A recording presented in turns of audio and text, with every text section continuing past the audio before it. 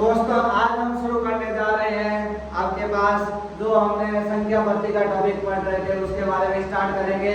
आप सभी का आज के इस चैनल पर हार्दिक स्वागत है। सभी साथियों का जो एनटीपीसी की तैयारी कर रहे हैं या अन्य एग्जाम की तैयारी कर रहे हैं उन सभी का जो हमारा यूट्यूब चैनल है वन स्टेप टू सक्सेस पर आप सभी का क्या है स्वागत है।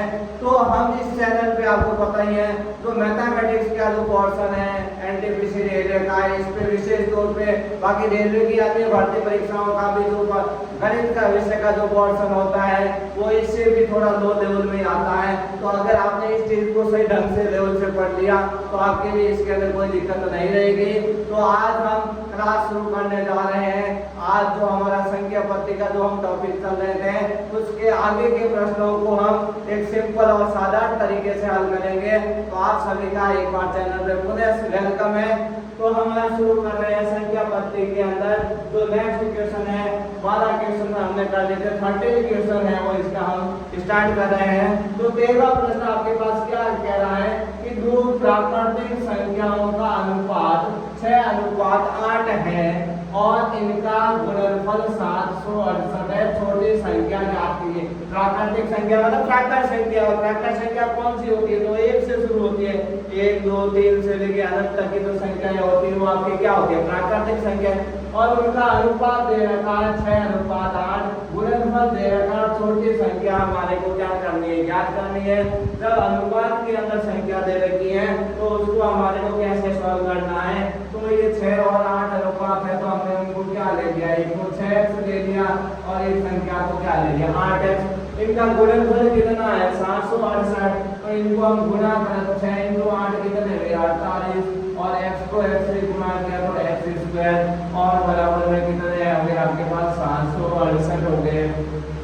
तो x² बराबर 768 के अंदर हम किसका कर देगा? 48 गुणे में तो कहाँ आ जाएंगे? भाग में आ जाएंगे। और 48 का हम यहाँ पे क्या दे देंगे? भाग दे देंगे। तो 48 का भाग हम क्या देंगे? 768 में देंगे। तो भाग आपके पास कितनी बार चला जाएगा? ये 16 बार चला जाएगा। और 16 आपको पता है किसका वर्ग होता है? फिर 16 किसका वर्ग होता है? 4 का। तो x का मान यहाँ पे कितना आ गया? 4 आ गया। अब 4 यहाँ पे रख दीजिए तो 6 × 4 24 और 8 × 4 क्या होगा? 32। तो एक संख्या तो 24 आएगी और एक क्या आएगी? 32। लेकिन प्रश्न में आपको क्या पूछा? छोटी संख्या। तो छोटी संख्या कौन सी होगी आपके पास? 24 होगी। तो बी ऑप्शन आपका यहाँ पे क्या हो जाएगा? सही हो जाएगा। तो इस तरीके से आपको प्रश्न को क्या करना होता है? हल करना होता है। ठीक है। तो उसके बाद हम अगला प्रश्न देख रहे हैं। क्या कह रहा है? 20 से छोटी अभाज्य संख्याओं की संख्याएं ज्ञात करनी है। भाई 20 से छोटी अभाज्य संख्याएं कौन सी होती हैं? आप सभी को पता है। भाई अभाज्य संख्या की शुरुआत अभाज्य संख्या कौन सी होती है? जिस संख्या में स्वयं और एक के अलावा और किसी संख्या का भाग नहीं जाता है वो आपकी क्या होती है? अभाज्य संख्या होती है। और सबसे पहले अभाज्य संख्या में से 20 से छोटी अभाज्य संख्याओं की संख्या कितनी होती है? 8 होती है। 20 से छोटी अभाज्य संख्या कितनी होती है? 8 होती है। कौन कौन सी होती है उसके बारे में हम चर्चा करें। भाई सबसे पहले अभाज्य संख्या कौन सी आ जाती है आपके पास? 2 आती है। फिर कौन आ जाती है? 3 आ जाती है। फिर कौन आ जाती है? 5। फिर आपके पास 7 11 13 17 19। तो कितनी अभाज्य संख्या हो गई? 1 2 3 4 5 6 7 और 8। तो 20 से छोटी अभाज्य संख्या हमेशा कितनी होती है? 8। ये इतनी चीजें आपको नॉर्मली याद रहनी चाहिए। 20 से छोटी आपको अभाज्य संख्या 10 से छोटी पूछे तो कितनी होती है? 4 होती है। 20 से छोटी अभाज्य संख्या कितनी होती है? 8 होती है। 30 से छोटी अभाज्य संख्या कितनी होती है? 10 होती है। ये आपको नॉर्मली ऐसी चीजें कुछ वर्तनी रूप में आपको याद होनी चाहिए जिससे आपका कॉम्पिटिटिव एग्जाम में समय बच सके। तो इसका आंसर आपके पास क्या हो गया? 8। 8 कौन से ऑप्शन के अंदर? B option. तो बी ऑप्शन यहाँ आपका क्या हो गया? सही हो गया। अब हम अगला प्रश्न पढ़ते हैं। अगला प्रश्न के अंदर हमारे पास क्या कह रहा है कि 2 से बड़ी, क्या कह रहा है? 2 से बड़ी और 30 से कम ऐसी कितनी संख्याएं हैं जो केवल एक और स्वयं से अभाज्य है? एक और स्वयं से विभाज्य है। एक और स्वयं से विभाज्य है। और एक और स्वयं से विभाज्य संख्या को हम क्या बोलते हैं? अभाज्य संख्या। बस प्रश्न में क्या कर दी, भाषा चेंज कर दी है, अभाज्य की जगह क्या लिख दिया, एक और स्वयं से विभाज्य। तो एक और स्वयं से विभाज्य का मतलब हमारे को कौन सी संख्या बतानी है, अभाज्य संख्या है।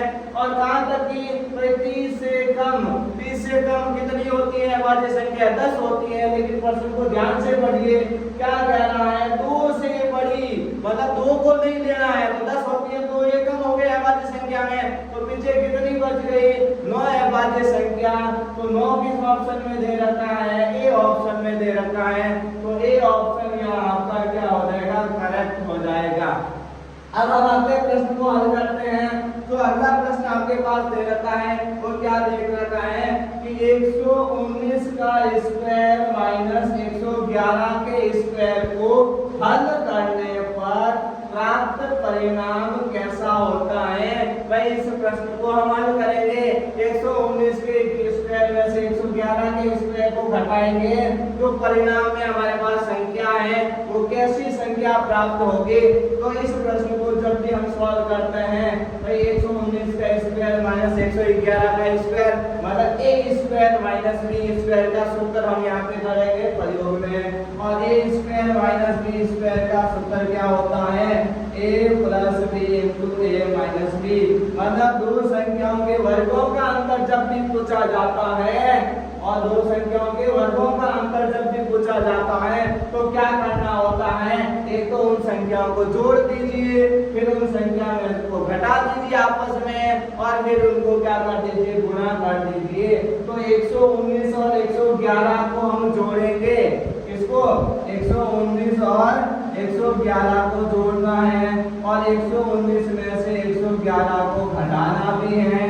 तो 119 में से 111 जोड़ेंगे तो कितने आ जाएंगे आपके पास, 230, और 119 में से 111 घटाएंगे तो आपके पास कितने आ जाएंगे, 8।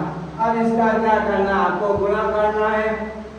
गुणा करने से पहले आपको प्रश्न क्या पूछ रहा है, उसको भी एक बार आप चेक कर लग सकते हैं।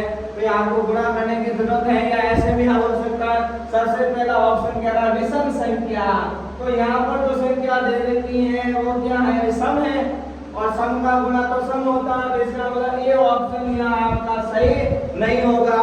अगला जो बी ऑप्शन है कह रहा है वर्ग संख्या, और वर्ग संख्या के लिए हम जब गुणा करते हैं, यहाँ कितने हैं, ये 0, फिर 8 को 3 से गुणा करेंगे 24, या वापस 0 नहीं आएगा, और एक 0 अगर पीछे आता है संख्या के अंदर तो वो संख्या कभी वर्ग नहीं होती है।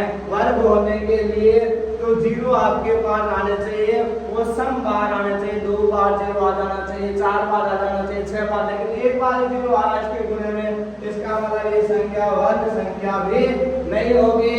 फिर आपके पास कह रहा है, जो आपके पास सी ऑप्शन को एक बार हम छोड़ देते हैं, यहाँ से पता नहीं चलेगा। डी ऑप्शन क्या कह रहा है, अभाज्य संख्या। क्या ये संख्या अभाज्य है क्या, भाई 8 से गुणा करें तो 8 से का भाग तो जाएगा, 0 है तो 2 का 5 का भी भाग देंगे, अभाज्य होने का कोई चांस है ही नहीं। इसका मतलब डी ऑप्शन भी गलत हो गया। तो पीछे आपके पास कौन सा ऑप्शन बचा है, सी ऑप्शन। सी ऑप्शन क्या कह रहा है, भाज्य संख्या। तो इनको आप गुणा करोगे तो किसी बहुत सारी संख्याओं का भाग जाएगा, कि आपके पास क्या होगी, भाज्य संख्या होगी। तो ऐसे प्रश्न को आपको गुणा करने की जरूरत नहीं है, अपने टाइम को वेस्ट नहीं करना। वैसे गुणा करके आप लिख भी सकते हैं, कितना आ जाएगा गुणा करने पर 1840, और कैसे संख्या होती है, भाज्य संख्या। तो इस तरीके से प्रश्न को आपको क्या करना है, पहले प्रश्न की भाषा को समझना है। प्रश्न कभी आधा अधूरा नहीं पढ़ना है, प्रश्न को पहले पूरा कंप्लीट पढ़ें और सोच समझकर उसका उत्तर दें, जिससे आपके पास गलती होने की कम संभावना होगी और जल्दी से जल्दी सॉल्यूशन होगा और आपके पास समय की बचत होगी। तो आज की क्लास में हम इतने ही क्वेश्चन हल करेंगे। अगले जो प्रश्न है रेलवे भर्ती में, ये जो भी प्रश्न आपके पास थे वो सभी एनटीपीसी एग्जाम में पूछे जा चुके, जो 2019 की भर्ती का पेपर था उसमें पूछे जा चुके प्रश्न हैं। तो ये आज हम इतने ही प्रश्नों को हल करेंगे। आगे के जो प्रश्न है वो हम अगली क्लास के अंदर संख्या पद्धति के प्रश्नों को हल करेंगे। तो आज की क्लास को हम यहीं पे एंड कर रहे हैं। जिसको भी ये चीजें जो भी आपकी क्लास ली जा रही है, अगर आपको जो पढ़ाई ये चीज अच्छी तरीके से समझ में आ रही है तो इस चैनल को आप लाइक करें, शेयर करें और सब्सक्राइब करें, जिससे जो भी साथी ऑफलाइन रूप में कोचिंग नहीं जा पा रहा, वंचित रह रहा है, उसको इसका फायदा मिल सके। तो thank you all of you.